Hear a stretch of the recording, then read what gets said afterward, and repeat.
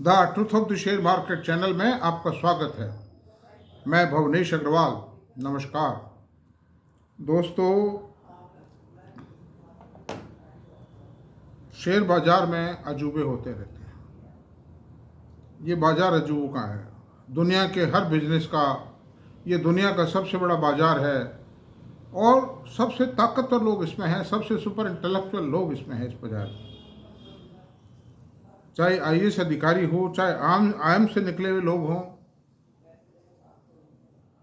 चाहे Oxford university से MBA करके आए हों, चाहे सीएफए कोर्स किए हुए हों, वो सब इस बाजार के सामने नतमस्तक हैं।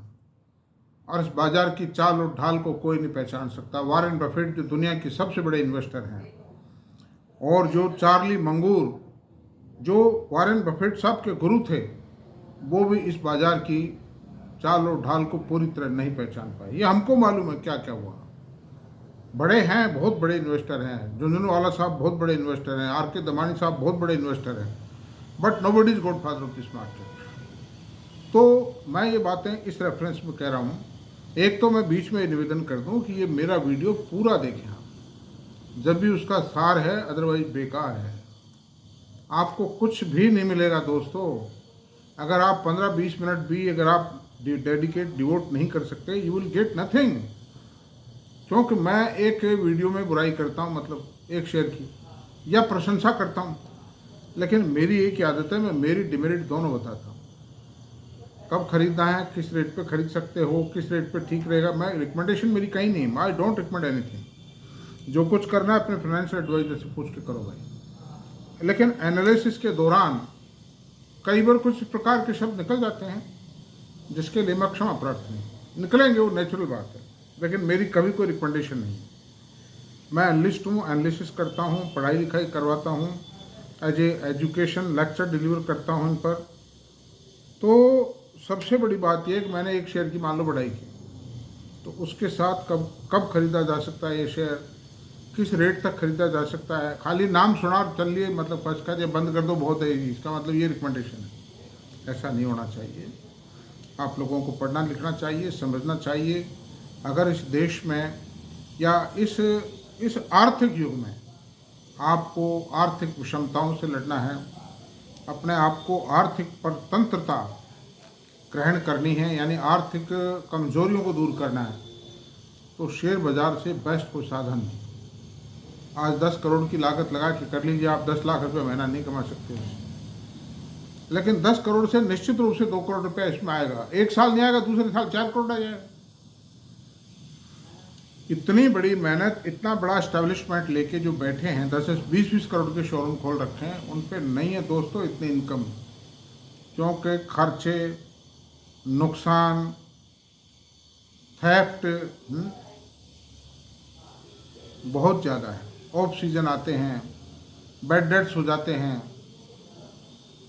मेरे एक आध टेनेंट हैं जो रोते ही रहते हैं, मतलब गारमेंट मैन्युफैक्चरर हैं, बहुत बड़े मैन्युफैक्चरर हैं, वो रोते ही रहते हैं, बिलखते रहते हैं कि साहब किराया मत बढ़ाओ, मर जाएंगे साहब। क्या करो आप, ये बताइए। अब कुछ तो नाटक करते हैं, कुछ दिक्कत है भी। मैं औरों से पूछता हूँ फिर कि वास्तव में कोई दिक्कत है कैसे। तो कई लोग कहते हैं कि नहीं साहब, इतनी ज़्यादा तो दिक्कत नहीं है, लेकिन बहुत अच्छी शेप भी नहीं। कितने कितने आदमी, 100 आदमी एक में काम कर रहे हैं उनके यहाँ, 200 आदमी काम कर रहे हैं, सिलाई मशीनें हैं, कपड़ा खरीद रहे हैं, उनको हम एम्ब्रॉयडरी करें, क्या क्या होता है। तो खैर, हम उसमें कुछ ज़्यादा नहीं जाएंगे, ये तो थोड़ी सामान्य बात भी हो जानी चाहिए। तो ऐसी बात है दोस्तों कि आज हम चर्चा करेंगे एक ऐसा शेयर, जो शेयर तो इंफॉर्मेशन टेक्नोलॉजी का ही है, लेकिन वो रेगुलेटेड सेक्टर का शेयर। रेगुलेटेड का मतलब ऐसा नहीं कि उसको पॉल्यूशन कंट्रोल डिपार्टमेंट से एनओसी लेनी है, उसको इंडस्ट्रियल लाइसेंस लेना है, ऐसा कुछ नहीं है। केवल इतना सा है कि सेबी की गाइडलाइंस को फॉलो करना है, उसको स्टॉक एक्सचेंज की गाइडलाइंस को फॉलो करना है, सेबी की गाइडलाइंस को फॉलो करना है, और अपने उसके जो क्लाइंट्स, जो म्यूचुअल फंड्स हैं, खासतौर से वही हैं, म्यूचुअल फंड ही हैं, उनको सेटिस्फाई रखना है। अब आप कहोगे ऐसा कौन सा शेयर आ गया, और जिसने बुलंदियां छू रहा है और छुएगा। म्यूचुअल फंड का बिजनेस बढ़ रहा है, डीमैट अकाउंट बढ़ रहे हैं, म्यूचुअल फंड में एसआईपी बढ़ रही है, contributor to the mutual fund बढ़ रहे हैं। और एक वक्त ऐसा आएगा जब 30 करोड़ लोग म्यूचुअल फंडों से जुड़ेंगे और कोई विकल्प नहीं रहेगा। और जुड़कर ये करेंगे कि एक एक इन्वेस्टर मान लो 5-5 म्यूचुअल फंडों में 5-5 स्कीमों में कंट्रीब्यूट करेगा, तो 125 करोड़ अकाउंट हो गए। ये वक्त दूर नहीं है, ये ना 20 साल बाद की बात कर रहा हूँ, 5-6 साल का टाइम बाकी है। 5 साल में हो जाएगा, 5 साल में जो कुछ होना है और होगा। तो अब आप समझो कि कौन से शेयर की बात कर रहा हूँ। मैं बात कर रहा हूँ कंप्यूटर एज मैनेजमेंट सर्विसेज, जो म्यूचुअल फंडों के रजिस्ट्रार हैं। उनके पास भारत के जितने म्यूचुअल फंड हैं उनका 57% हिस्सा उनके पास। 57% mutual fund and their schemes are being managed and governed by the CAMS, short में कहते हैं CAMS, computer age management system services. बहुत ज़बरदस्त है दोस्तों, बहुत ज़बरदस्त है। ग्रोथ है, ये नहीं खाली नाम ही है, नहीं ग्रोथ है। अब हम चलते हैं इसमें, इसके डाटा क्या है। मार्केट कैप इसका 23,409 है, मिड कैप पे मान लीजिए आप। प्राइस 4750 रुपये। हाई लो एक साल में 52 वीक हाई लो रहा है 2472 से 4970। अभी 4750 से गिरा नहीं है। इस मार्केट की इस कूटम काट में गिरा नहीं है ये शेयर। एशियन पेंट गिर जाए, चाहे पिडिलाइट गिर जाए, लेकिन ये नहीं गिरा है। Price earning ratio 58.6, book value 201 रुपये है। Dividend yield 0.99। इतने महंगे शेयर पर भी 1%, 9.99 का मतलब 1%, बहुत होता है। 50 रुपये शेयर का डिविडेंड हो गया भाई। अब ROC 49.8, ROE 40.50, शानदार है। फैश वैल्यू 10 रुपये, कितना शानदार है आप।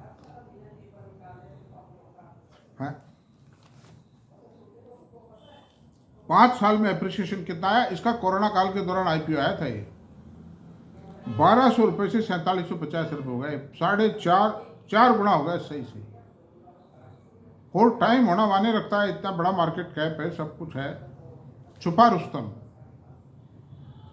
3 साल में ROE इसकी एवरेज ROE रही 43.4। Return on equity during 3 years has remained 43.4%।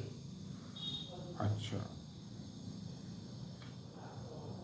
अब इसके क्वार्टरली रिजल्ट्स की बात कर लेते हैं। क्वार्टरली रिजल्ट्स में ऐसा है,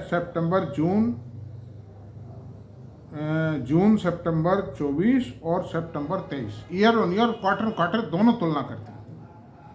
देखिए इसकी जो सेल थी सितंबर 23 में 255 करोड़, फिर ये 24 में 308 हुई, जून 24 में 308 करोड़ हुई, और फिर ये सितंबर 24 में 342 crore. Year on year 33% growth, quarter on quarter 12% growth, 12% quarter on quarter growth, बहुत बड़ी बात है।